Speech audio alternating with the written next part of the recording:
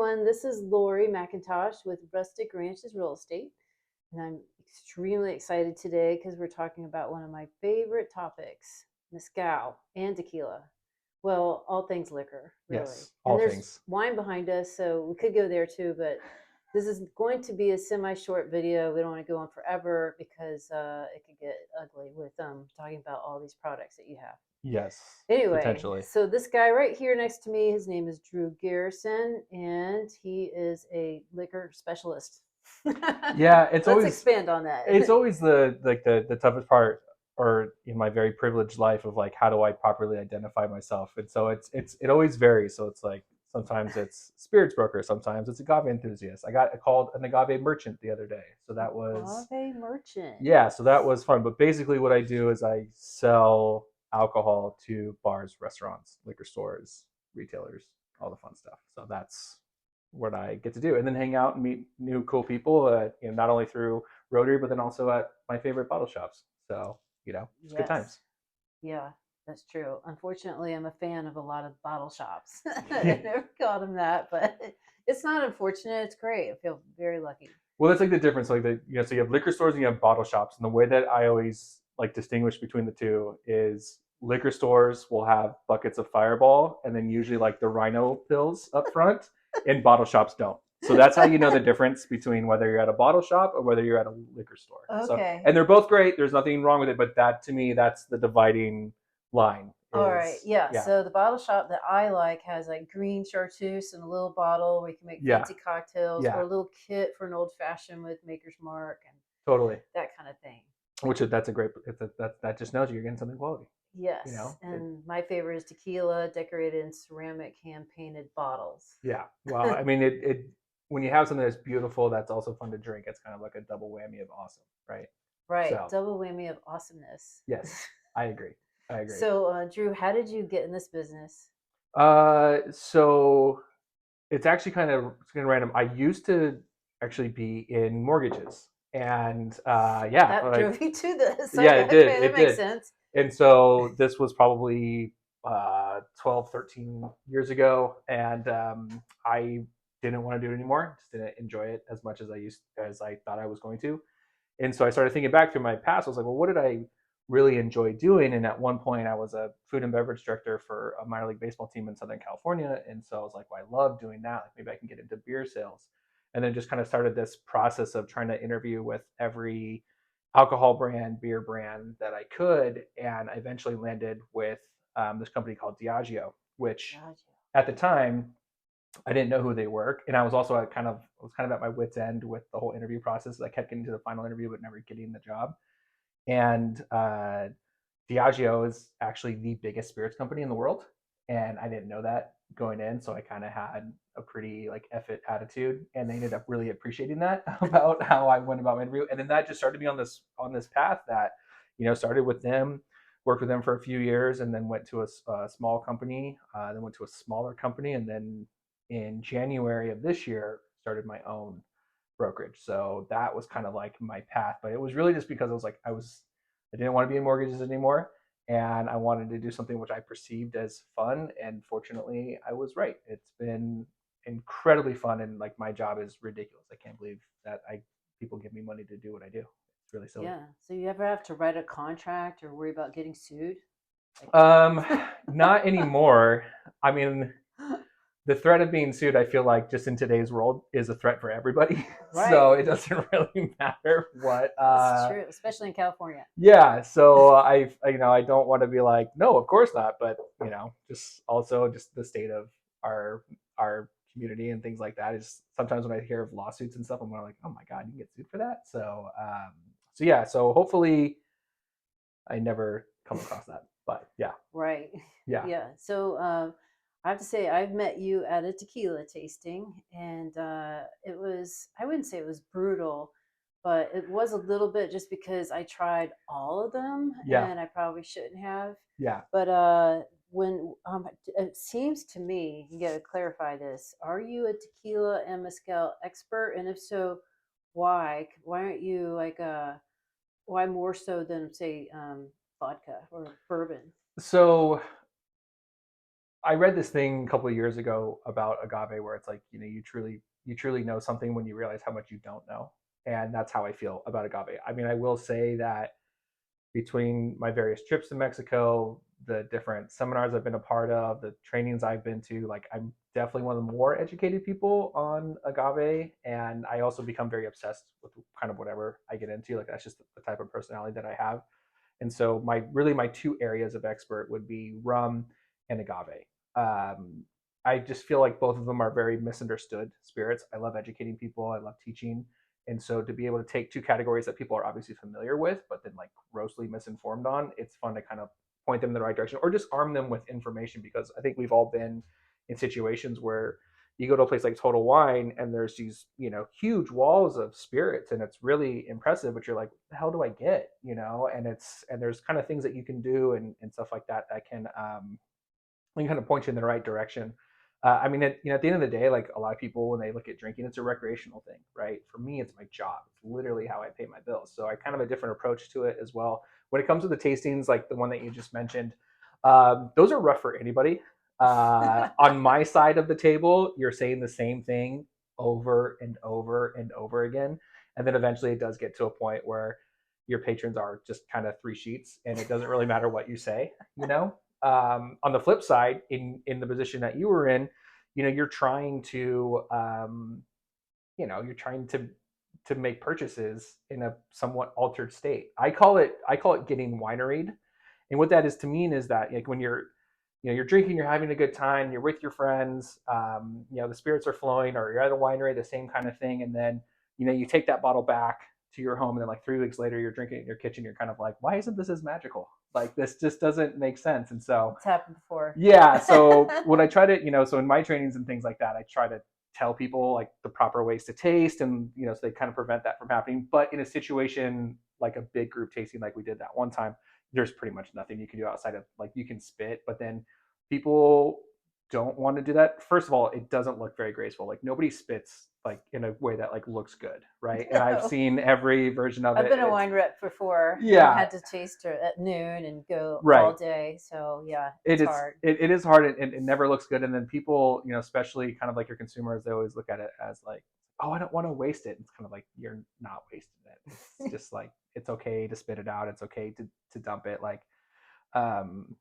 it's also fine like if you kind of have like your preferences, right? So like I know there's certain varietals of wine that I don't like, and there's certain varietals of mezcal that I don't like, and different tequilas I don't like, and it's kind of like it's okay to say no to things and kind of be like, I'm gonna skip that one, but let me try this one and this one that's a little bit more in my wheelhouse. I always encourage people to try as many things as possible, but like for example, like there's agaves that I know I don't like, but I revisit them probably like every 8 to 12 months just to confirm. Yeah, it's kind of like, oh, I still don't like them, or maybe my palate has changed because your palate is constantly changing. You're going to crave different things, and maybe I'll pick up something different that is kind of like, oh, I actually like that now. So it doesn't happen very often, but it does. Because then you become biased. Like I know I don't like this, so right, see how it goes. But yeah, and it's hard not to. I mean, like anytime that you're passionate about anything, you're going to have your preconceived notions. Like I'm fortunate enough that I've taken my passion and I've made it into a business as well.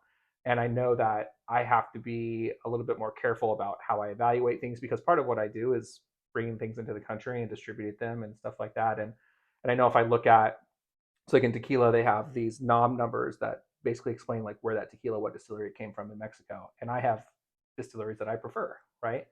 And that gives me an inherent bias when I'm trying new things. So what I've had to do is like I have to ignore almost everything on the bottle and just be like, okay, I'm going to try this blind as much as possible. Right. Some people buy liquor based on the pretty label, which is Same fine. with wine. I mean, it's totally fine to do that because again, it's it's a weird industry because not everybody has the time to put into it to really kind of do that. And again, like even looking at a wall like this, like how the hell are you supposed to know any better? And these things are all over the place. There's stuff from Georgia, there's stuff from France, Italy, the Sierra foothills.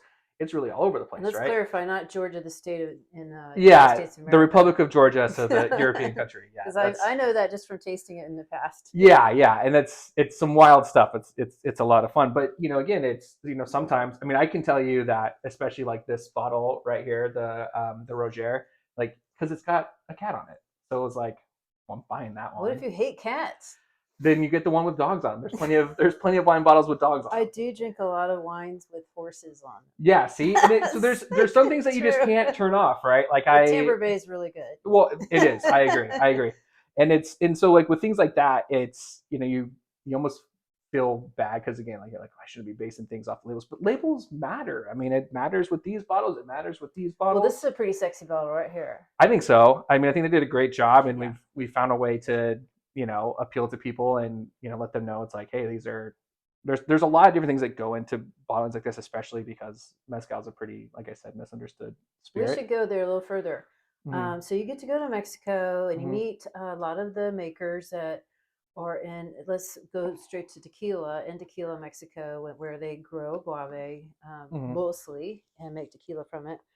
I think a lot of Americans, especially, hear a lot of bad news about Mexico. So they have this fear because it's inland, it's not on the coast, it's not a real tourist destination unless you're on a guided tour on a big bus or something. Right. But how's it go for you?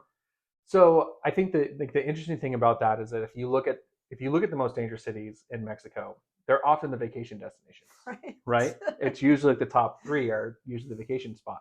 And I totally understand people's hesitations and stuff like that. Traveling to a foreign country, I don't care where you're going, there's going to be, some uneasiness that goes with it.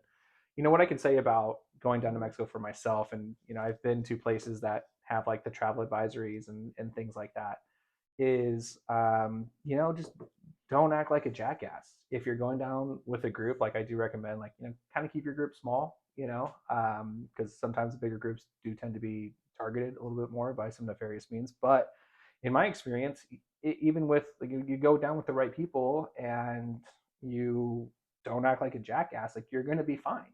And like you could be a guy from Guadalajara. Like northern Mexico, they tend to have fair skin, or they're strong Spanish background versus Mexican background. Correct. Yeah. So I wouldn't even know that you're American. And that's and I think that does help at times. And then I start speaking, they're kind of like, "Oh, this fucking freak out," right? And I speak a little bit of Spanish, but not enough to really get away with it. And so again, I think there's places, there's places in Sacramento that I don't want to go to. Or an arcade. Yeah, or like it's just, I mean, I would, but I mean, I think about that constantly, where it's just, if you give me the choice between going to Michoacan or going to some parts of Sacramento, I'm going to Michoacan because at least the food will be good, So it's like, I think I understand it, and I'm definitely not going to be one of those people that says like there's no problem at all. Like there are problems, but there are problems here too. They're just different problems, and so I think if you I mean, there are smart things that you can do. It's like, I don't wear any jewelry when I go down there. I try to keep it as unflashy as possible because, again, you're also a tourist, and tourists are going to be targets everywhere that you go. So there are things I do like that, but I think for the most part, you go down with the right group of people. Don't act like a jackass, and you can really have some beautiful, beautiful experiences throughout Mexico. That I've done the resort thing. It's great. I totally get the appeal of it, but I would much rather be in some small town in Oaxaca, really experiencing something special with like the people who make these really wonderful spirits, as opposed to, a beach house. Now, my wife would probably disagree with that, but you can have so many incredible experiences in Mexico, and of course, in my industry, hospitality is king, right? And Mexico is such a hospitality driven place. Like the way you get treated is truly amazing. Yeah, it's the best, and they're very proud of their, as they should be, of their distilleries, what they do. Absolutely. But, I mean, it's like stuff happens. So like here's an example. We were at Tommy's in San Francisco. Used to live around the corner, which was another brutal thing. Yeah, because they're known for multiple tequilas, and this is a long time ago, and not too long, 20 years. I mean, I grew up in the 80s, so I was stuck with Jose Cuervo for many, many years. I've suffered a long time. You were super lucky that you missed out pretty much on all that. So let's not even go there. It was, I mean, it was bad. Those poppers that you had to do with the 7-Up. I mean, that was it. Right. Well, that's mezcal. Why the salt and lime thing existed, was because it was such mezcal just had the worm in it, and it was harsh. Right. Anyway, we're in there, and Tommy's son was working as a bartender. Yeah, Julio. He goes. We said, "What's your smoothest tequila that you have?" And we're like leaning forward, and our eyes are big. It's me and Nigel, and we're super excited. So he got excited, Yeah. And he goes, try this. And it was chamucos. Huh. And with the dragons. So Yeah. it's like Yeah. Yeah. a Yeah. sepia label. And we are like, oh, that's so cool. So we drank it and then we went and bought it. And we are just obsessed with it for the longest time. And then it disappeared. Yeah. And they went out of business or something happened. Who knows? And then recently, this year, I saw it in what's Total Wine or something, Yeah. big store. And I bought all three. I'm like, there's three levels. I was very excited and it does not taste the same. I was pretty disappointed. It's There's not the same Chamucos. So it's a well, new owner, I guess. And yeah. I mean, and there also could be like, because you guys do have like a pretty vibrant collection of yes. tequilas and things like that. Oh, And that's so true. My taste is so improved. your taste probably has to a certain degree. Like I know that I did that with like so for me that example would be like Casadores. Like Casadores was never like amazing, but it was like tolerable, right? And it was like it was I a don't cheap like shot. it. Everybody had it. Yeah. Well, and then I went through years of like really drinking very very high quality agave and stuff like that. And I do want to point out that doesn't mean it's expensive. You don't have to drink expensive. You just have to drink kind of like the right things. And I went back to, I was at a bar. They didn't have anything. I was like, you know what? I haven't had Casadores in forever. Let's give that a shot. And Yeah. I had it, and I just was like, oh my god, this is horrific. I can't believe I ever thought that this was tolerable. Now, like, I'll drink it in cocktails, which is really kind of what it's intended to be in. So Yeah. to be fair to them, that's really kind of Not what the it's for. best in this. No, yeah, you don't want to drink it by itself, or at least I don't. I know people do, and again, don't let me yuck your yum. It's if you like it, you like it. I know. We apologize in advance. Yeah, everybody's taste buds are different. Everybody's experience is different. So, because yeah, you never want to make people feel stupid about their drinking habits and stuff like that, because that's not cool. I mean, again, everyone's situation is different. Everyone's experience is different. And at the end of the day, like what spirits are about like bringing people together, kind of loosening you up a little bit. Hey, And box wine can be great. box wine can be great. And I know some actually, ladies can really get it down, and well, and that's their goal. there's actually some like really quality ones out there. And then and again, like now box wine in some circles is it's kind of like the nichey fun thing. And so you have like high quality like natural wine producers that are Yeah. doing the thing. And I mean, and of Past course, like Blue Ribbon. well, yeah, I mean, I'm never going to turn down a PBR. It's like that's a great sidecar for a good tequila or mezcal. So like that's my drink of choice. It's just a beer and a shot. So you know I try to keep it simple. I like it. Yeah. Okay, so Oaxaca, you brought that up with where mezcal comes from. That's a destination that is on my bucket list. Mm-hmm. My dad used to be a photographer, and he went down there for a big event, and I loved seeing all the pictures that they all took as with a group of 40 top professional photographers. Whoa. And I think they did some mezcal tasting. Didn't hear much about it. I think they forgot what happens. We're talking people in their 60s, 70s. Yeah. But that is somewhere I really want to go. And I feel like so many people miss out on mezcal because they immediately think the worm or too smoky, Right. too harsh. And I think they just didn't have the chance to or opportunity to taste something like these. Yeah, well, I mean, and I think there's lots of really great examples of mezcal out there. I mean, the thing I always compare it to is like if when I go into a bar and they're like, well, we don't sell a whole lot of mezcal. It's like, well, you don't have any mezcal to sell. It's like, well, we have this one, and it's kind of like, well, that's a lower quality mezcal that I don't really want to drink, right? And so just because I love mezcal doesn't mean that's the only thing I'm going to drink at a bar. It's like, okay, well, I guess it's a gin and tonic tonight because I'm not going to drink that thing. Like I always tell people, it's like, if you are a big whiskey drinker but the only whiskey they have is like a 1.75 in a plastic bottle, you'd probably be like, you know what, I'm gonna skip whiskey tonight because that's probably not going to end well for me, And so, but we don't have that problem in the U.S. Like people usually have very very vibrant collections of whiskeys. And when it comes to mezcal and tequila and all these different things, is we don't have as many options that are really out there. Now it's getting significantly better, and the more places you go to, like you're going to start to see a lot more mezcal cocktails and things like that, but we're still pretty far behind in terms of like really having a ton of options. I mean, 5 years ago I could tell you pretty much every mezcal that was in the US. Today I cannot at all because there's just so many and they're so different. And in mezcal is really similar to wine, where it's like it's very terroir driven. There's lots of different varietals that it can be made out of.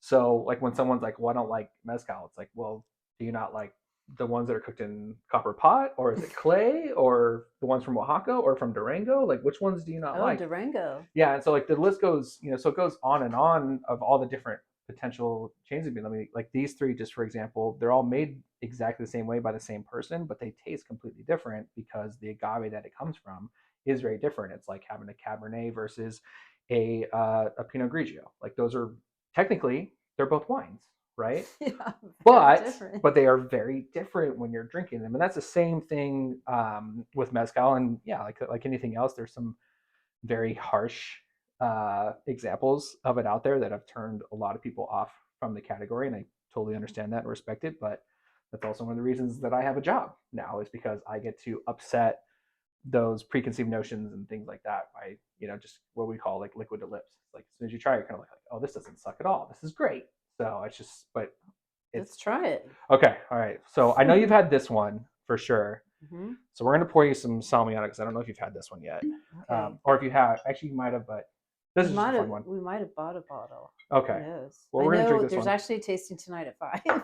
There is, yeah. With 14 wine and liquors together, and I'm like, oh no. I guess I'll skip the Cabernet tonight. Yeah, I dropped off some stuff over. So we're talking about CV Wine and Spirits is doing one of their tastings tonight, and I dropped off some fun stuff. So, salute. Salute.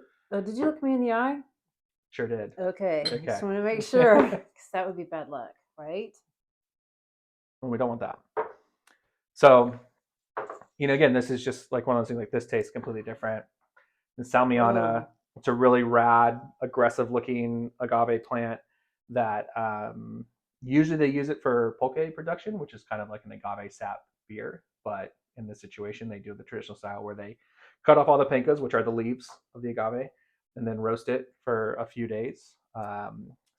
Crush, ferment, distill, and then you get this really beautiful product that is clay, copper? Where did they... So this would be copper pot distillation. So yeah, that's like that's a there are a lot of productions throughout Mexico where they do clay ovens and clay stills, which is just insane. There's also wood ones. I mean, again, in a lot of these places, like they're very rural, and so you get a lot of industrious productions and stuff. Like I know, like one of my buddies has a mezcal that he sources for people, and it's made out of an old car radiator. So yeah, really? and then another one that they actually use an old construction helmet as the way that they collect the. Seems like it tastes a little rusty. There's definitely a little bit of oomph to it. I mean, everything gets lab tested, so you'll be fine. It's not gonna kill you. But it is, I think whether it's fermentation or how it's distilled. I mean, there's times where I'll look at a fermentation tank and I'm like, I can't believe someone was like, we should drink this. Because fermentation tanks look disgusting, and especially when you're down in Mexico and some of the things that they ferment in. But it turns into these beautiful spirits. But it always kind of brings it back. It's like, who was the first person that like saw that and was like, we should drink it? And then they got a little loopy, and then we're off to the races from there. Well, it started all with the monks, right? So that's definitely like one of them. I mean, there's a few different origin stories for like distillation. So like there's definitely monks. There's a lot of stuff throughout the Middle East, and then there's also like the Philippines as well. So there's a couple of different origin stories around, and and unfortunately, while there's a lot of documentation, it's not always, sometimes it's accurate, sometimes it isn't. So it's sad that the UAE is missing out since they don't drink alcohol. Who's that? Oh, United Emirates. Yeah. I mean, oh well, more for us. Tourist. That's right. Yeah. So I taste some botanicals in here, and I know that you had talked about these with the other ones that we bought. Could you go in a little more detail what people would expect to taste from these? Oh, that's like the worst question ever. It's well, sorry. It's Did you get anything? It's so subjective. So it's making my nose run. Well, one of the things that I always have to be careful of is the so-called perceived expert effect, right? And so what that ends up meaning is like if I say something very specific and then you don't taste it, you automatically feel like you're not part of the tasting anymore, right? Oh. You're like, oh, I'm not good at this, and that's such a ridiculous thing to think. I don't smell lemon. Yeah, and that sucks. And I can tell you, whether it's wine, whiskey, spirits, so many of these tasting notes are largely bullshit. Like we're just trying to get people to buy it. But with that said, like, again, like, because they're so subjective, like, you can create your own, I guess, language around it. And then people who like are like, I want to get like more into this. I'm like, okay, well, I would start taking notes on things and start to explore some of the notes that you do see out there, and then kind of compare them. So on the Salmiana, for example, I get like a major like roasted green pepper taste. Like it just seems like someone roasted that and then liquefied it, put it into this bottle, and then that's what I get. And that's the most prominent tasting note for me, but it always kind of varies depending on like what I've had to eat today, like and stuff like that. So anytime, and I will say that's like anytime I'm evaluating new spirits, I always do it in like the morning because I haven't had coffee yet, I haven't had anything like that. So it's like an uncompromised palate, and then you can't drink all day unless you start in the morning. So that's also a nice thing too. You just made me think immediately of a stuffed poblano pepper. Mm-hmm. Would go really nice with this. Yeah. And last night, so Wednesday nights, you can get at the bar of restaurant Josephine's. If you're on a budget, people are kind of like sometimes, oh, it's only for rich people.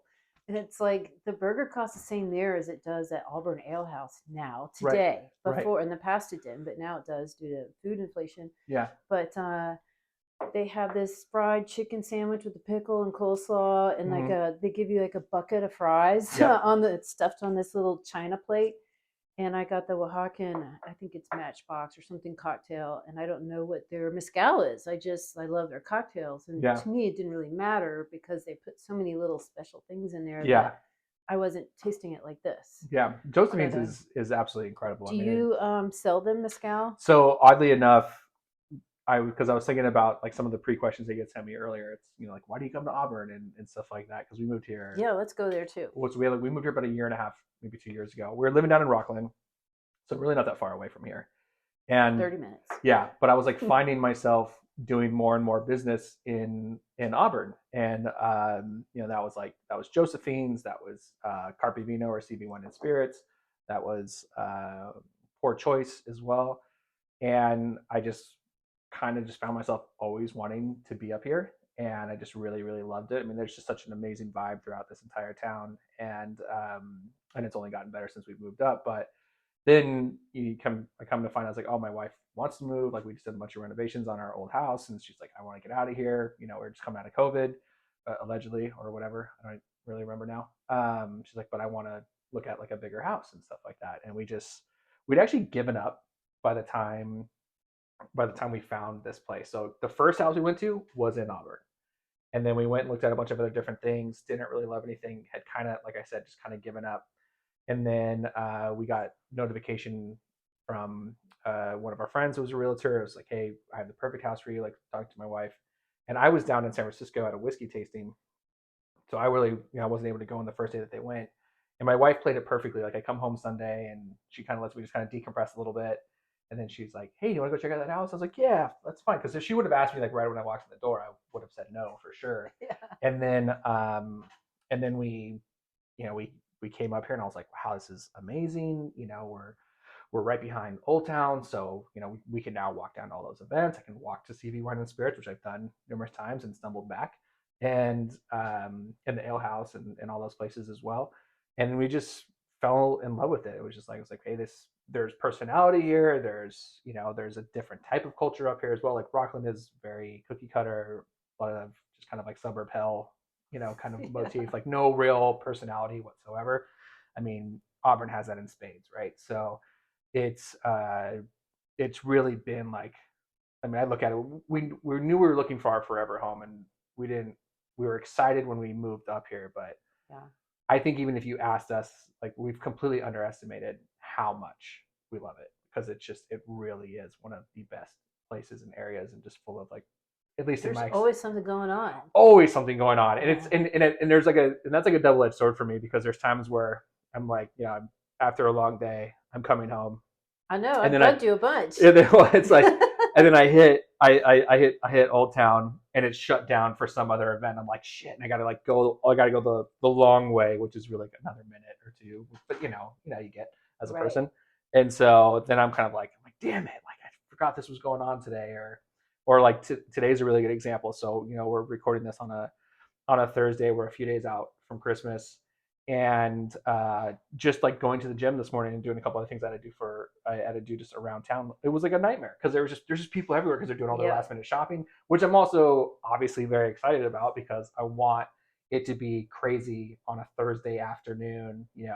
All the different shops that we have around here, like they're full of people. So I mean, it was like good and bad, and it's kind of and again, like Yeah. I'm still working on our local cred, but we're getting there. So I know. I don't really like to talk a lot about my favorite places because I don't want everyone to go there. But and then I'm like a total hypocrite because then I say shop local and you got to come here, go to yeah, this place and that place, and it does. Your tax dollars make a massive difference when you're shopping within the town of Auburn and the whole area. And then you have Placer County, but a lot of people feel like they need to go down the hill to go to Costco and get more stuff done. right. But if you can afford it too, just stay up here. Don't go there. We have Briar Patch now too, so it's Yeah, huge. Briar Patch has been has been an amazing addition to the area. I mean, I remember going. They're up in the other one is Grass Valley, Hmm. so not too much farther, but definitely farther. And this one's like so much better because it's like big, and It's you huge. and It's you not don't you don't you crowded. don't feel like you're gonna have like things fall on you like the other The location kind Grass of feels Valley like one's sometimes pretty that's tight. yeah, but it's a really cool location. I mean, and again, it's just nice to have those options, and again, I think people are seeing Auburn as a more and more viable stuff, and nothing proves it more than like if you go to different Facebook groups and they're talking like you see people complaining about it's not my Auburn anymore, like perfect, like that means there's some evolution happening, so it's like Right. there's good and bad to that obviously, but you Change know is hard. change is hard for especially for anybody. I mean, again, I grew up in Roseville, which again not that far from here, and we would come up here for football games and things like that. So I've spent time in Auburn, but definitely not, never lived in it until now. And I mean, again, I tell people all the time, the best decision we ever made was coming up to Auburn and That's good to and hear. finding a home up here. And I mean, like I said, just we're in our dream home. We have amazing neighbors all around us, and just being part of a really cool community, full of people that just kind of feel like they give a shit, which is nice. Like people really care about Hmm. the perception of Auburn and things like that. And it's again, just based off previous experience, I haven't really encountered that before. So it's kind of nice to, you know, be in this position now where you can really care about Yeah. Well, I feel like the neighbors would be really nice to you because they probably know you have a house full of alcohol. something. It helps. And do they ever ask you for some, or they ever hit you up, or do Uh, you ever feel like I've been invited to this party because they know I'm going to bring something badass? um, not necessarily. Well, yeah, I guess yeah. Uh, you know, I'm more than willing to share all my stuff with anybody because we were talking about before. It's like I just have too much and I don't stop, right? So like things just kind of pile up and they'll sit for you. And you're talking about like, well, like how do you make the decisions between the wine fridges, which you guys can't see, and then the wall? It's kind of like oh, I have the same problem. things just rotate, right? They just rotate I through. should do that. But like my neighbor Dale is the best, and I definitely hook him up with quite a few things. Like he knows that he'll come over and be like, "Hey, bud, got any tequila today?" And I'm like, Oh, your tree needs trimming. Trimming. Do you want me to do that for you? "Oh, he doesn't even do that. He's just a good guy." But yeah, like and, we tell people all the time. It's like if you ever need anything, just let me know because I probably have it, or some version of it. And so yeah, I mean, do get invited to things probably because of what it could potentially bring to the table. But the other funny thing is then there's also the group of people that are like, oh, can you get me something like Pappy or something like that? And you're kind of like, well, it doesn't really work like that. I mean, technically, yes, I can, but Isn't that like a $300 bottle? depends on which one. Okay. But it's the last one that I like really went out and helped the guy find one was kind of at the peak of the craziness, and that was $2,800 for a single bottle of bourbon. Holy smokes. Okay. Yeah, It's a and little they higher were than I like, thought. and this guy was obviously well off, and he was like, "Can you get me two?" And I was like, "Oh, let What? me see what kind of deal Might I as can well swing for do you." a 2 for 1 Yeah, or something. so yeah, that was so that happens a little bit when people find out what I do. They're like, "Can you get me this? Can you get me that?" I probably get that a lot more as opposed to like the invites. So Yeah. Is because that the weirdest thing that anyone's ever asked you for? The 2 bottles of Pappy that's $2,800 a piece? no, I wouldn't say it's the weirdest. Or I just mean, something that was just made you go, what? Yeah, Not I mean, necessarily expensive or something. so I've worked with a lot of really weird products over the years. Like I've had a lot of And stuff weird people, and probably. weird people and absolutely weird people. And so I do kind of have a reputation of working with stuff that's a little bit more obscure and then kind of where to get it. So I mean, I've been asked for like, can you get me beer from Fiji, or can you get me this like really interesting liqueur? It was like a liqueur from Israel, right? And it's like, I don't know. Let me look into it.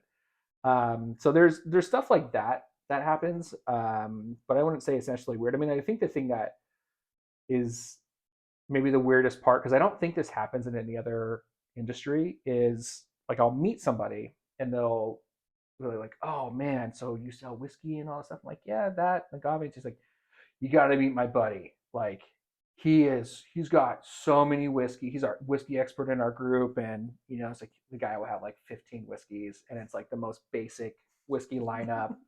And it's like, and so I get 15 years that I've put into this industry, trainings, tastings, all this different stuff. And me and this random guy who has 15 whiskeys at home, we're both experts, and that's like the thing that at times drives me a little nuts, because it's like, this is fun.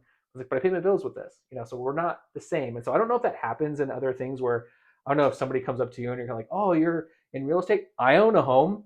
It's like, we're the same, right? And you're kind of like, well, not really. I Like, got my license 10 years ago yeah, or and maybe kept it that. going. I mean, at least they did that, because there's Right. no like, one of the things that's tough about dealing with enthusiasts and things like that is they're always like, well, my collection at home is much better than anything I see at bars. It's like, well, you don't have to sell any of your stuff, and Right. unfortunately, most of your general pop kind of plays it safe. And so, having some really obscure tequila or obscure mezcal or whiskey or like that is not always. They need to sell it. It can't just sit on their shelf. Yeah, like, and it's funny too, because there's people that'll criticize different bottle shops for being like quote unquote museums for having high prices. It's like, well, they have a brick and mortar, like they're paying so many more things that you're not responsible for. So that's probably like the thing that is like kind of weird, that people just are like, oh, you would instantly be friends with us. Like, I can tell you, there's a lot of like whiskey experts out there that I do not like. So it's not the olive branch that everybody thinks it is. So there's a Yeah. lot of Do opinions you out there. ever spend much time in Kentucky? Like, would you? It seems like you'd rather be in Mexico than Kentucky if you had a choice. So I haven't been on any trips to Kentucky. There's been a few that were planned and they fell through. COVID, big result of that. But yeah, I don't care about bourbon. It just doesn't do it for me. I get it. I understand why people like it. I sell some myself. I think they are good, but it's just, to me, it's just not as interesting.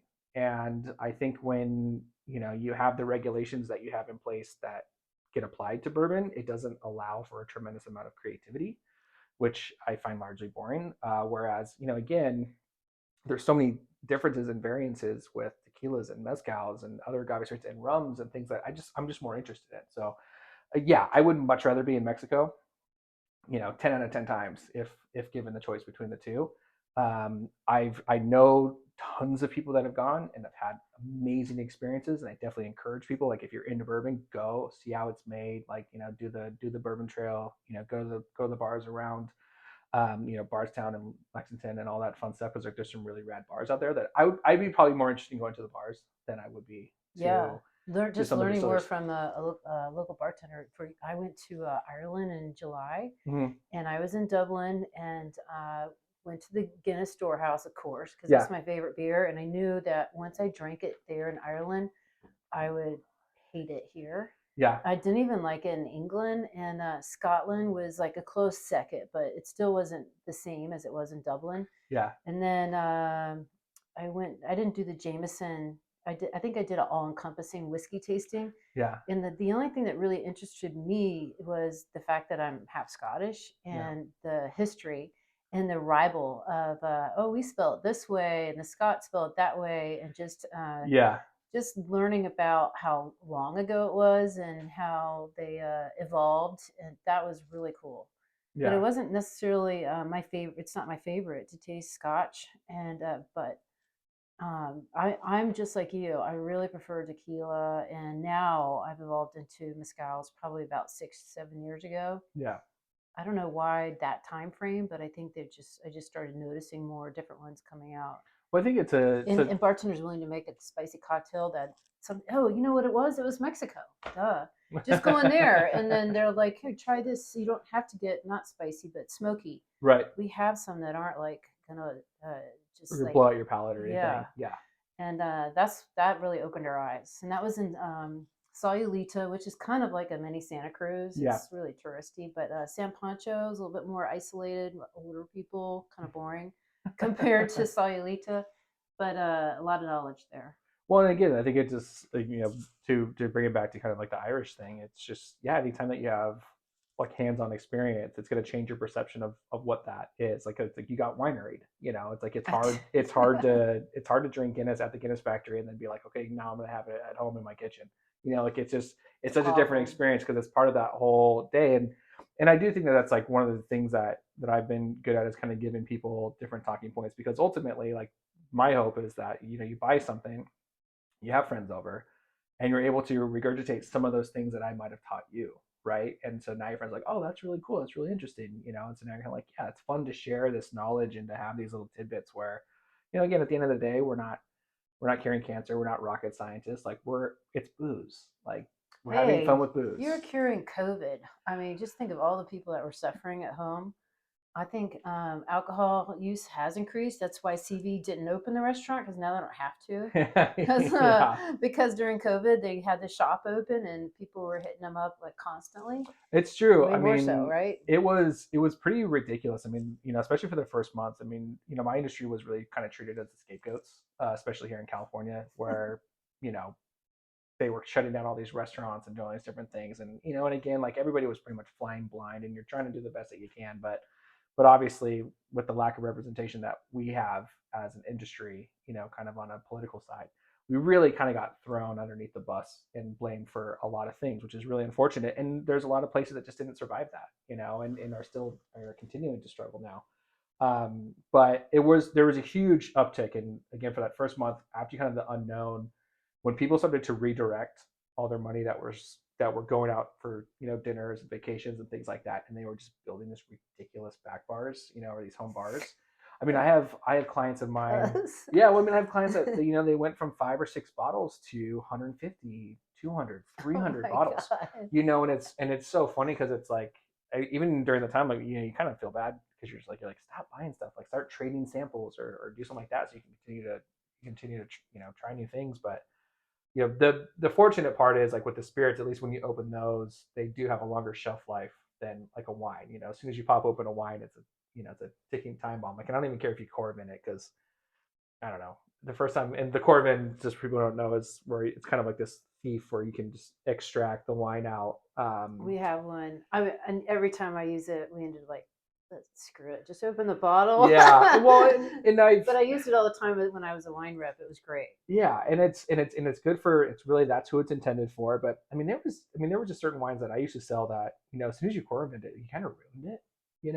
Yeah, and because it never tasted exactly the same, even though it was like, but there were some that could totally hold up to it.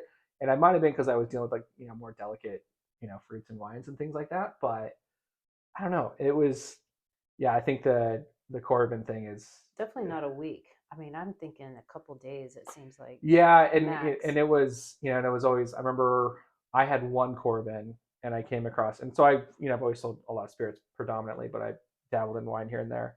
And I remember a guy coming in to Newcastle Wine Shop, which is a really, really dope wine shop as well in the area, and just a little bit down the hill. So now you don't have to go all the way down the hill. And he came out and he's like, oh yeah, this Corbin's tainted now, and he had like 2 backups, and he also had like a tank one as well. And I just was like, Jesus, I am not cut out for wine sales. So yeah, I was like, oh, you can ruin it. He's like, oh yeah, you can ruin the whole process with a, if you hit like a corked wine and that runs through your Corbin, like, you have to clean out your cork. It's a whole thing, right? And I was like, oh, I'm definitely not thinking about stuff like that. So probably. Yeah, good call. Yeah, but for most consumers, you do not need a Corbin. Just open up your fucking bottles and go. You're sitting there with the owner of a restaurant and it doesn't work, or all of a sudden the gas ran out. They're in a time crunch. There's such a huge amount of anxiety that goes with selling wine that it really fucked with me for a long time, because again, it's like there's a ticking time clock, and then heaven forbid you're doing anything sparkling, right? Because there's always just like that tension of being like, is this properly cold enough to where I can easily get this cork out and then, not cause a scene. And just for people at home, like, the way that you really properly open up a champagne bottle is as you're untwisting everything right before you're supposed to pull it out, tilt it, and you'll pretty much eliminate the pop effect. So if you want the pop effect, like, yeah, go straight up and don't move it. But if you want to just like discreetly as possible open up a champagne bottle or a sparkling wine bottle, just nice little tilt, and then it's out, and then you're good to go, and you're not like shooting a cork at grandma or anything like that. So it's yeah, there's lots of different options out there, but it's just a tremendous amount of anxiety when it goes to like, this is easy, pop the cork, pour it. Well, I'm really glad you found your niche. It seems like it. I honestly, I don't think I can do anything else at this point. No? Like, I mean, I love booze. I checked that 12. Is that the 12-year one? So we had the 12 first. Yeah. And so you have the 10 and you have the 8. Yeah. I just went. That's I get it. I mean, I drink them all the time. So there's it's like I can baby mine a little bit more, and I'm almost constantly drinking. Well, we're gonna have to taste that one without being on camera, so people don't have to watch me. My face gets really red sometimes, redder. And I noticed there's a horse on your T-shirt before we finish up. Yeah. Tell me, what's that mean? So this is a shirt that I got off of TeePublic, which is like the best T-shirt website. I apologize to anybody who also has a T-shirt obsession, but it's the Ferrari logo, but it's only like it's like a stencil outline of it. So it's like it's familiar, but it's not. Exactly, and that's what I loved about it. And I really got in. I think like a lot of people in the U.S. got into F1 over the last 2 years with like Drive to Survive, and then actually watching the races. And most of the Formula One merch is way too expensive for what it is, and it's also covered in sponsors, so it looks like shit. And so I don't like that stuff. Like, I want to wear cool things. Yeah, and so it is a horse, so eagle eye on that one. But it's the I own 5. So. Yeah, so it's a Ferrari shirt. This is the closest I'll ever get to owning a Ferrari. So hey, you never know. I guess that's true. Yeah, I mean, maybe a Ferrari, definitely not a McLaren, but maybe a Ferrari. So we'll see. Yeah, don't give all your money to Rotary, so maybe you can get one. It's tough. It's tough not to. They hit you up all the time. I do. Where's your dollar? Anything else that you could share before we finish up? No. Or do you want people to reach you by chance? And what's the best way besides Instagram? I mean, Instagram is dgarrison6, so obviously you can reach out on there. You can also reach out to my email. It's drew@bevexcel. And I'm pretty reachable. I mean, I'm on LinkedIn and all that fun stuff too, which I don't check very often, so maybe don't do that one. But you can also go to my website, which is divergentspirits.com. You can just kind of see some of the different brands I work with. And then I try to keep the events updated. I'm admittedly pretty bad at it because they're also in our business. It tends to be like, oh yeah, let's do it like in 3 days. So like, okay, great. So not really a lot of time to prep stuff, but I do this stuff. I do a lot of private tastings. So around the holidays and stuff like that, those are always fun gifts. So if you have someone in your life that really wants to do a cool whiskey tasting or mezcal or tequila or rum, let me know. I got you. I like it. Okay. I think you might get busy. Hope so. I mean, I'm already pretty busy, but I'll just get more busy. Oh yeah, and then I have a podcast. Yeah, I'm terrible at it. It's called the Good Bottle Podcast. You can find that on all of your different outlets. We interview people from all around the world, all around our industry. Kind of, you learn a little bit about them, and then we talk about current events in our industry, which kind of changes up the conversation, so you don't get kind of like the same canned answers that a lot of them tend to give when they get interviewed. So when you throw some curveballs at them, it's pretty fun. So. Oh, I wouldn't do that. Maybe. Yeah, no, do it. Check it out. So that's the other one, and it's good stuff. So yeah, and then buy a home in Auburn. Come be my neighbor. It's the best. Okay. Yeah. Thanks a lot. Thanks again. Oh, thank you. It's great. Drink some more mezcal. Let's do it.